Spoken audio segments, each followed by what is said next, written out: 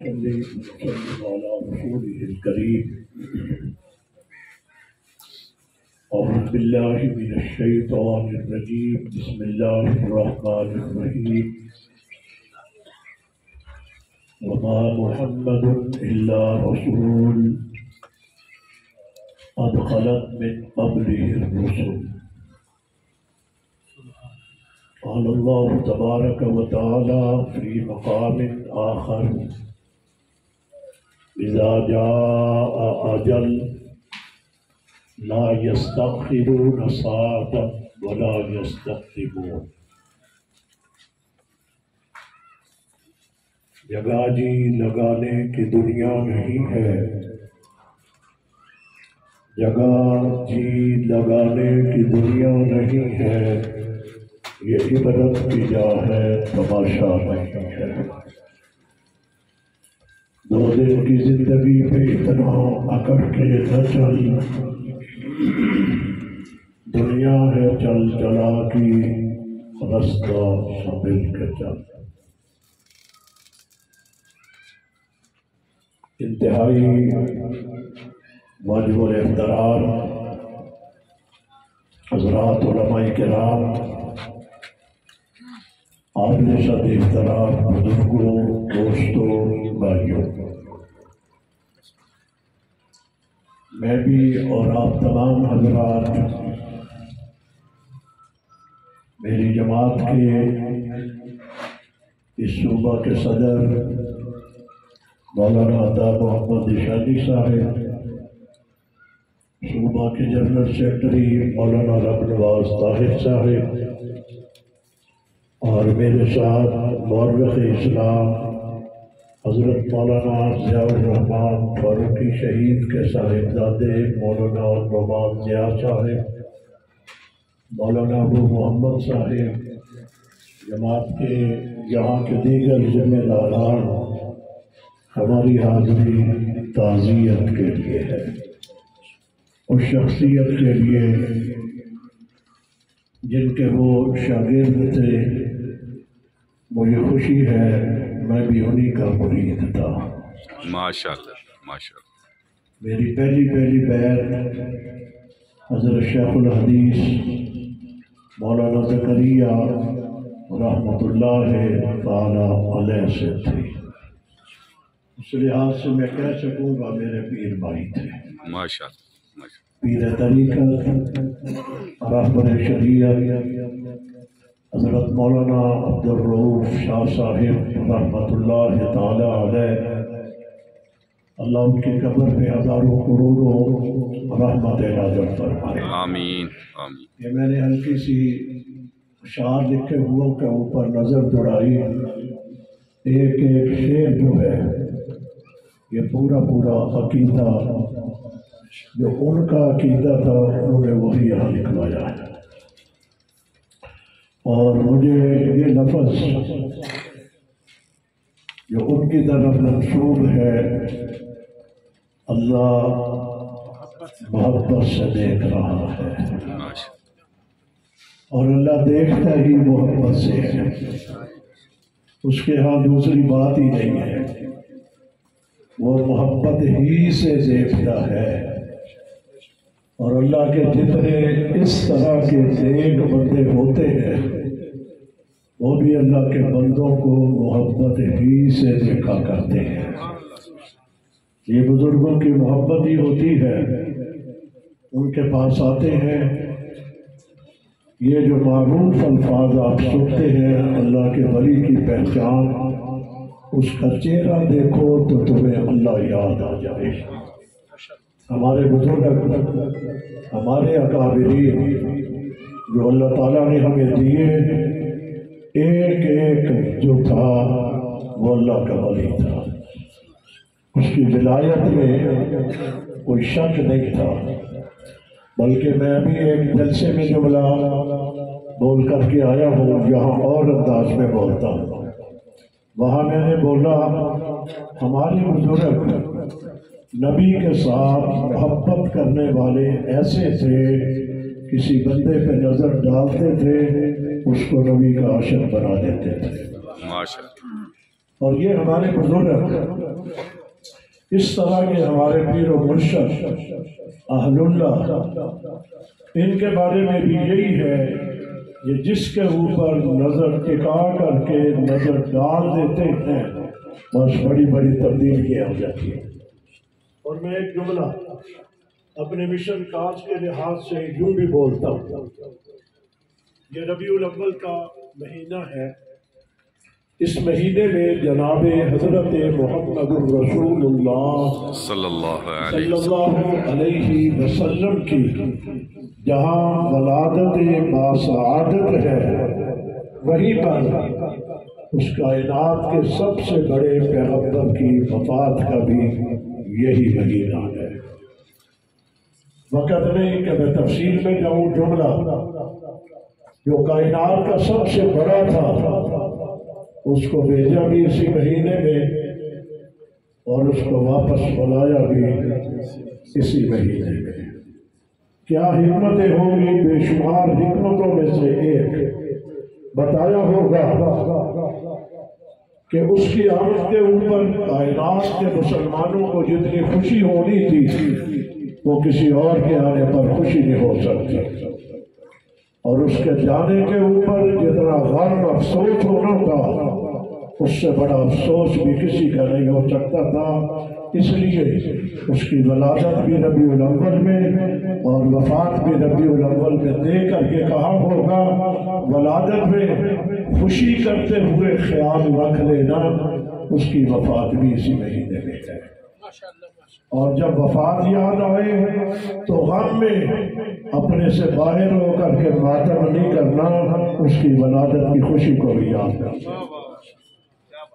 اللہ تعالیٰ کی حکمتیں ہوا کرتی ہیں۔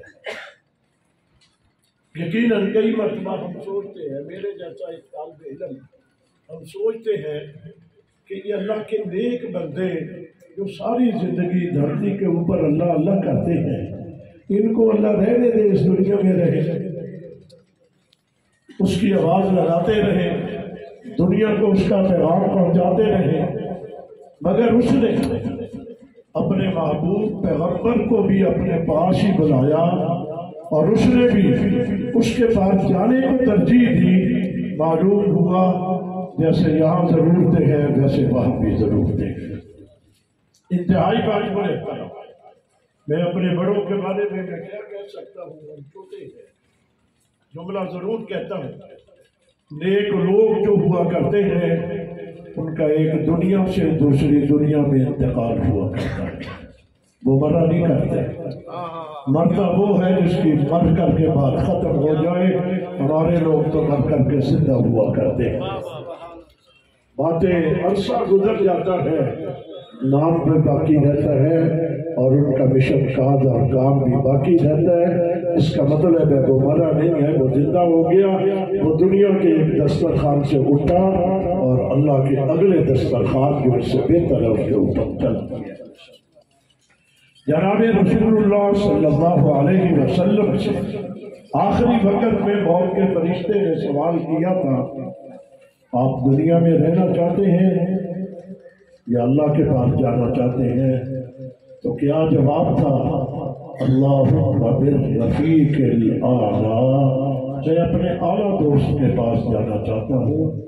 ہم دنیا دار ہم ڈرتے ہیں مرنے سے، اس لیے ڈرتے ہیں کہ ہمیں آگے کی ہماری تیاری نہیں ہے، یہ چھوٹی سی جگہ ہوگی، اندھیرا ہوگا، روشنی نہیں ہوگی، ہوا نہیں ہوگی، کیسے وقت گزاریں گے، ڈر لگتا ہے۔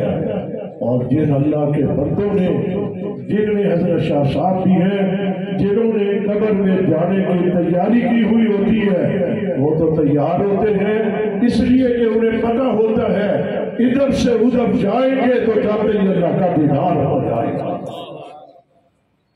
جن کو اللہ کا دیدار ہونا ہے وہ تو کہیں گے اللہم بالرفیق الاعلی۔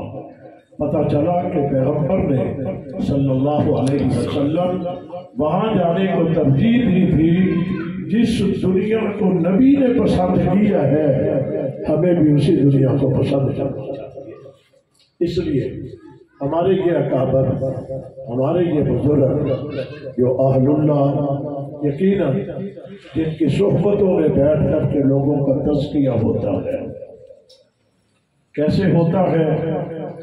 چند دن کے لیے ان بزرگوں کے پاس لوگ آتے ہیں، میرا تجربہ جب آتے ہیں بہت ساروں کا چہرہ خلاف سنت ہوتا ہے، اور چند دن گزار کر کے جاتے ہیں تو چہرہ سنت کے مطابق ہوتا ہے۔ جب آتے ہیں تو بے نماز ہوتے ہیں، یہاں سے جاتے ہیں پھر اشراق، تہجد، چاشت اور ابابین کے نوافل قضا بھی کرتے ہیں۔ ان اللہ والوں کی مجلسوں میں آتے ہیں، یہ اللہ والے ان کا تزکیہ کرتے ہیں، اور ایسا تزکیہ کرتے ہیں کہ چہروں سے نظر آتا ہے، دیکھنے والے کہتے ہیں یارو ایک مہینے پہلے اس کی شکل اور طرح کی تھی، یہ مہینوں کے بعد شکل بدل کر کے آ گیا، یہ کہاں سے بدل کر کے آیا؟ پتہ چلا فلاں اہل اللہ کی مجلس میں یہ وقت گزار کر کے آیا، اس کی شکل بدل گئی، انقلاب آ گیا، تبدیلی آ گئی۔ تو میں اپنے مشن خاص کے لحاظ سے کہا کرتا ہوں، جو ان اہل اللہ کی نظر میں بیٹھ کر کے اپنا تزکیہ کرواتے ہیں، یہاں تو تبدیلی آ جاتی ہے، جن کا تزکیہ رسول اللہ نے کیا ہوگا وہاں تبدیلی آئی ہوگی۔ ماشاءاللہ ماشاءاللہ۔ ایک طبقہ کہتا ہے نا کہ ان میں تبدیلی نہیں آئی، ہم نے تو تبدیلی یہاں دیکھی ہے۔ ان اللہ والوں کے پاس بے شمار واقعات ہیں، وقت نہیں میں واقعات بیان کروں، بہت سارے لوگوں کو ہم نے بدلا ہوا دیکھا، بس چند دن گزارے نظر پڑتی ہے، چند دنوں کے بعد دیکھتے ہیں تبدیلی آئی ہوئی ہوتی ہے، اور یہ تبدیلی آتی بھی اہل اللہ کے پاس ہے اور کہیں نہیں آتی۔ نعرے جتنے مرضی کوئی تبدیلی کے لگائے، یوں تبدیلی نہیں آتی۔ تبدیلی لانی ہو تو اہل اللہ کی مجلسوں میں بیٹھے آپ کے اندر دنیا کے لحاظ سے، آخرت کے لحاظ سے تبدیلی آئے گی۔ ان مجلسوں میں بیٹھ کر آپ کو دلوں میں دنیا کی محبت کم ہو جائے گی، آخرت کی محبت آپ کے دلوں میں زیادہ آ جائے گی۔ مگر یہ نظام قدرت ہے، جو یہاں آیا ہے اس نے ایک دن جانا ہے۔ یہی لوگ ہیں جب جائیں گے قبر میں سوال ہونا ہے من ربک، تیرا رب کون ہے؟ یہ ہوں گے جنہوں نے خانقاہوں میں بیٹھ کر صبح سے شام تک ساری رات، جن کی زبان کے اللہ کا نام، یہ لکھا ہوا بھی اللہ کا نام، اوپر بھی اللہ کا نام، دل پہ بھی اللہ کا نام، زبان پہ بھی اللہ کا نام، بیٹھتے ہوئے بھی اللہ کا نام، چلتے ہوئے بھی اللہ کا نام، سوتے ہوئے بھی اللہ کا نام، جاگتے ہوئے بھی اللہ کا نام۔ یہ قبر میں جائیں گے، فرشتہ کہے گا من ربک، تیرا رب کون ہے؟ یہ جانے والا فرشتے سے کہے گا مجھ سے نہ پوچھ میں کون ہوں، رب سے جا کر کے پوچھ یہ بندہ کون ہے۔ ہمارے حضرت علی جیسے اللہ تعالیٰ ان کی زندگی کے تمام نیک اعمال کو قبول فرمائے، آمین۔ نیکیوں کو قبول فرما کر کے ان کے قبر کو جنت کا حصہ بنائے، یقیناً وہ جنت کا حصہ ہی ہوں گے۔ اللہ تعالیٰ ان کے اور بھی درجات کو بلند فرمائے۔ جانے کے بعد یقیناً مریدین، متعلقین، متوسلین اور ان کے صاحبزادے، خاندان کے لوگ، خاندان سے اور خانقاہ سے متعلقہ غمزدہ ہوں گے، آپ سے یہی کہیں گے جو قرآن پاک نے کہا انا للہ و انا الیہ راجعون۔ ہم اللہ کی امانت ہیں، امانتیں ہمیشہ کہیں رہا نہیں کرتی، امانتوں نے واپس اپنے مالکوں کے پاس جانا ہی ہوتا ہے۔ ہمارا مالک اللہ ہے، اس نے کچھ دنوں کے لیے بھیجا ہے، اس کے پاس جانا ہے۔ اللہ تعالیٰ کل جنت نصیب کرے اور سارے عثمان کو صبر جمیل نصیب کرے۔